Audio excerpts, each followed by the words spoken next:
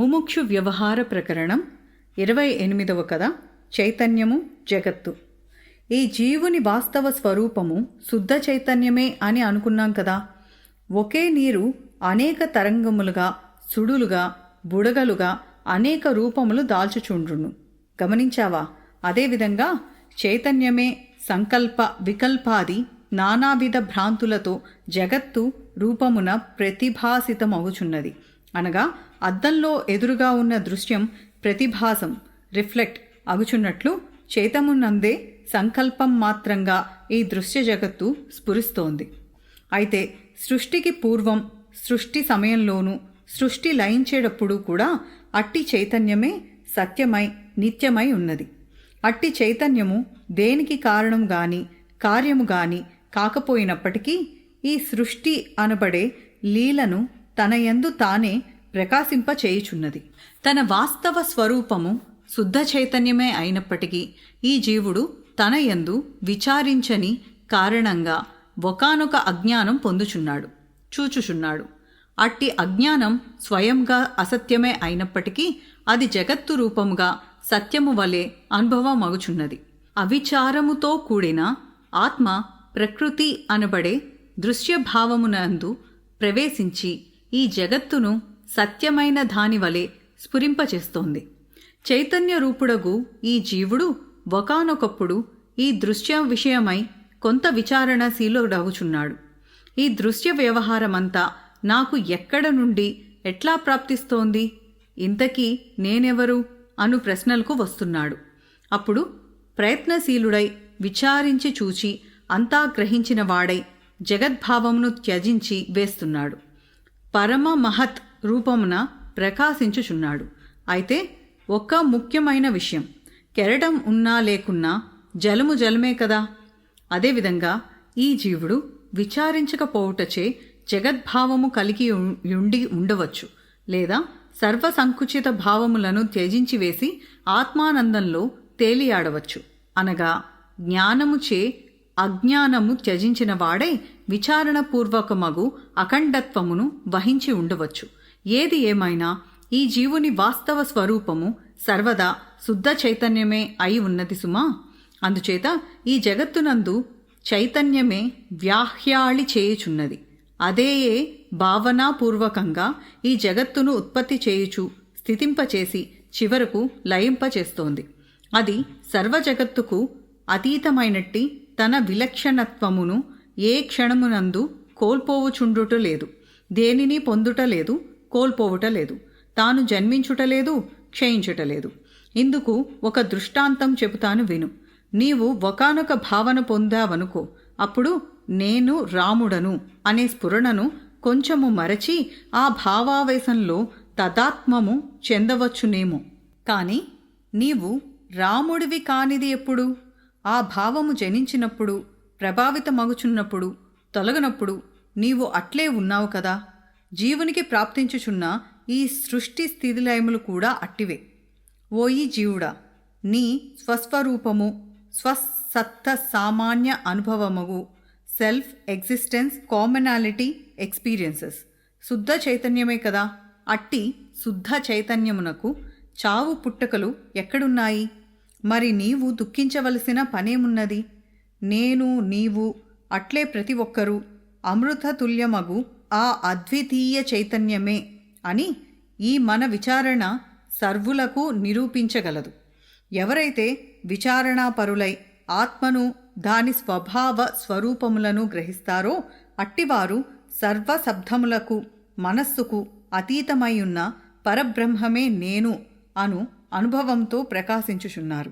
ఈ ప్రపంచము నా నుండి వేరుగా సత్యమై ఉన్నది కాదు. స్వకీయ కల్పనచే నేనిదంతా ఇట్లు గాంచుచున్నాను, ఇదంతా నా ఆత్మస్వరూపమే అని తెలియబడుటచే మనస్సు శూన్యమై శాంతిస్తుంది. అట్టి స్థితిలో జ్ఞానేంద్రియములు తమ తమ కార్యక్రమములు నిర్వర్తించుచున్నప్పటికీ కర్మఫలము అనునది అతనిని ఏమాత్రం తాకుటలేదు. ఇది చూశారా, ఇది చేశాను, ఇది ఇట్లున్నదేమి అనునట్టి కర్తృత్వ అహంకారమును స్పర్ధతను త్యజించి వేస్తున్నాడు.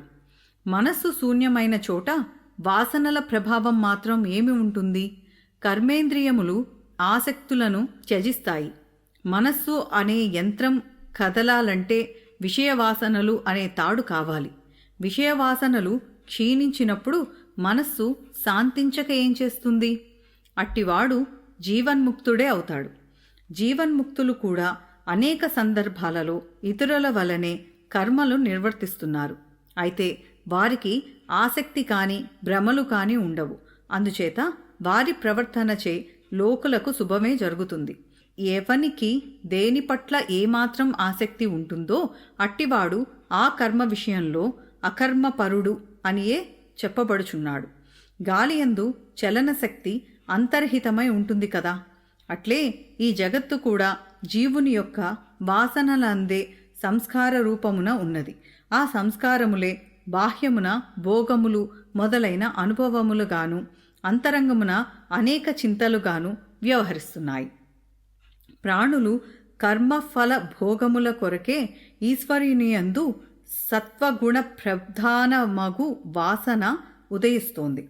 వెనువెంటనే ఆ వాసనను విశాల దిక్మండల రూపముగాను కాలముగాను బాహ్య అభ్యంతర పదార్థములుగాను ప్రకాశిస్తోంది. ఆ తర్వాత ఆ ఈశ్వరుడే నానావిధములైన మలిన ఉపాధులతో సంసర్గమును మాయచే అంగీకరించుచున్నాడు. అట్లు అంగీకరించి ఈ దేహములు మొదలైన దృశ్య స్వరూపములే తన యొక్క వాస్తవ స్వరూపము అను అసద్భావమును పొందుచున్నాడు. నేను జీవుడను అనునట్టి ప్రమేయత్వమును పరిమితత్వమును వహించి ఉంటున్నాడు. ఇక ఈ వస్తువుల స్వభావమంటావా? ఇదంతా నిజ స్వభావ సంకల్పానుసారమే ప్రకాశించుచున్నది. వాస్తవానికి సర్వాత్ముడే అయి ఉన్నట్టి ఇతడు ఎచ్చట ఏ భావమున విరాజిల్లుతాడో అచ్చట ఆ స్వరూపమునే పొందటం జరుగుతోంది. సర్వదర్శియగు ఆ పరమాత్మ స్వరూపములందు వెలియువాడే కదా. అతడు ఎట్లు ఎచ్చట సంకల్పిస్తాడో ఈ దృశ్యం కూడా అట్లే ప్రాప్తించుచున్నది.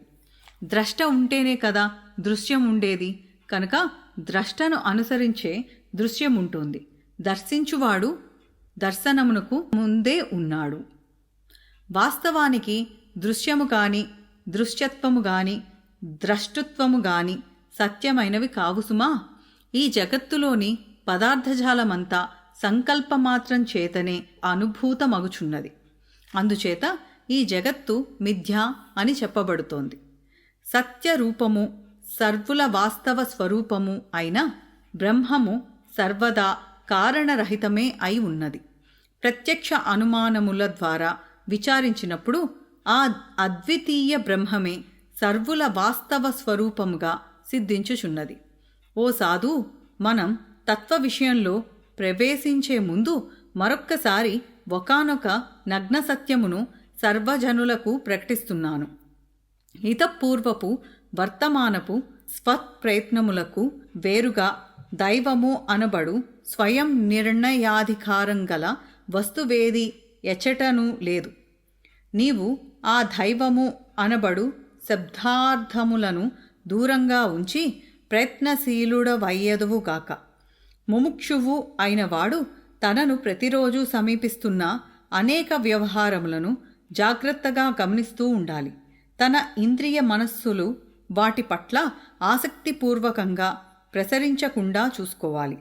దృష్టిని అపరోక్షమునకు ఆత్మవైపు తరలించాలి. అప్పుడే అతడు సూర్యుడు అని అనిపించుకుంటాడు. అట్టివాడు దైవము అను దానిని పరిత్యజించి పౌరుష ప్రభావం చేత తన హృదయంలో ఆత్మసాక్షాత్కారం పొందుచున్నాడు. స్వీయ బుద్ధి బలం చేత బ్రహ్మమును సాక్షాత్కరింపచేసుకునే వరకు స్వప్రయత్నము అను దానిని ఏమాత్రం విడిచిపెట్టరాదు. ఒకవైపు ఆయా ఆచార్యులు నియమించినట్టి విధి విధానపూర్వకమైన ప్రార్థన, పూజ, ధ్యానము మొదలైనవి నిర్వర్తించవలసిందే. మరొకవైపు తత్వ విషయమై విచారణ చేస్తూ ఉండవలసిందే.